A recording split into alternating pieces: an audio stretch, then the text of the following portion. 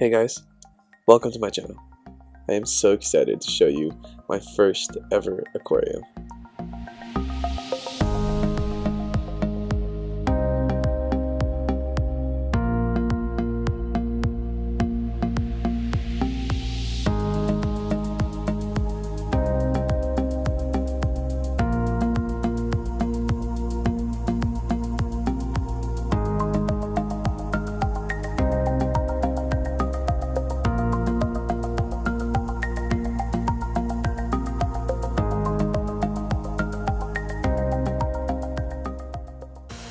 Okay, so maybe it's not my first aquarium, but this is the first time that I've purchased every single item, even the tank itself. So I've got complete control of the aquascape, of the livestock, and it feels so good to be back into the hobby. I've been watching you guys on YouTube, so shout out to Flip Aquatics, to King of DIY, to Aquarium Co-op, to Aquapros, Rachel O'Leary. Y'all are doing amazing things, and I'm super inspired to get back into this in full force.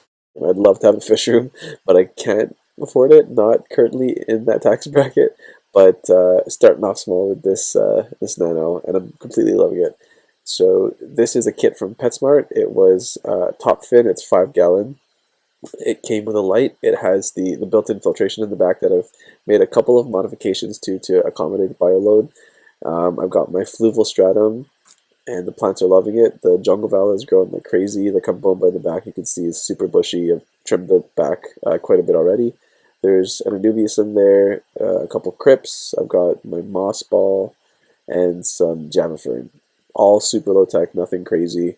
I'm not trying to run CO2 in this aquarium, and I wanted to make this as like easy to deal with as possible. So all very low tech plants. Alright, so I've made a couple of modifications to the mechanical filtration in an event that there is more of a bio load that the system is going to have to handle. And also too, I didn't feel like it came with adequate filtration. So this is the cartridge that's got a bit of carbon in there, just like every other kit. Um, so what I did is I actually moved it to the other side, and in the slot that it was originally placed in, I cut up some aqua sponge and I stuffed it in there.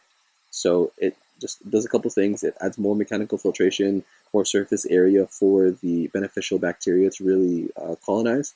And then also too, it just prevents any fish, babies, shrimp from getting into the that system back there. It really covers the intake.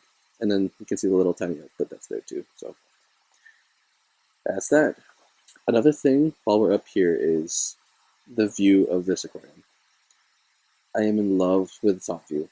So this actually comes with a lid that I could sometimes use if I'm not around. But when I'm home and I want to look at the aquarium, I take the lid off, and I just really enjoy the top view.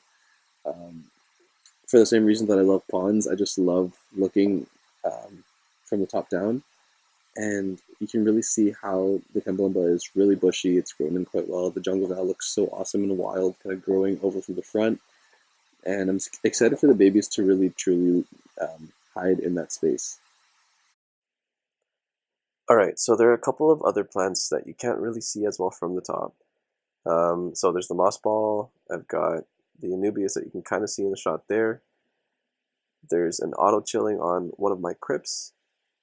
These plants they're super cool too. I mean, they're definitely more of the foreground stuff, so you won't see it from the top. But I love them. They're super cool. Now, in terms of livestock outside of the autos for fish, I've also got guppies. Nothing too crazy, just like the regular fancy guppies. Right now they're placeholders for something that's going to be a little bit more high end. I'm hoping to get my hands on some of the purple Moscows. But in the meantime, I'm going to let these breed just to kind of hang out, and it'd be cool to get some babies. Now the shrimp are my favorite part. So shout out to Isaiah from Petland in St. Catharines. This guy hooked me up with some really cool shrimp. The stuff is so vibrant. You could have net any of these shrimp in there, but you chose some of the coolest ones. And so that's orange pumpkin, I think. And this is the goldback or goldbacks, whatever you call it. But this particular shrimp, I'm glad that I caught it in the shot because this one has eggs. it's carrying the eggs, and it looks so cool. The original idea for this aquarium was actually to get a colony started. So fingers crossed that the eggs survive and we have a batch of shrimp, which would be amazing. The original shrimp, though, that I got, just like the guppies, are the ghost shrimp, and I actually still do love them. I think they're very underrated. If you pick up a magnifying glass and you take a look to see what's actually going on there, you can see some algae growing inside, and it's just so cool to look at. So entertaining. Anyways, that's it for today.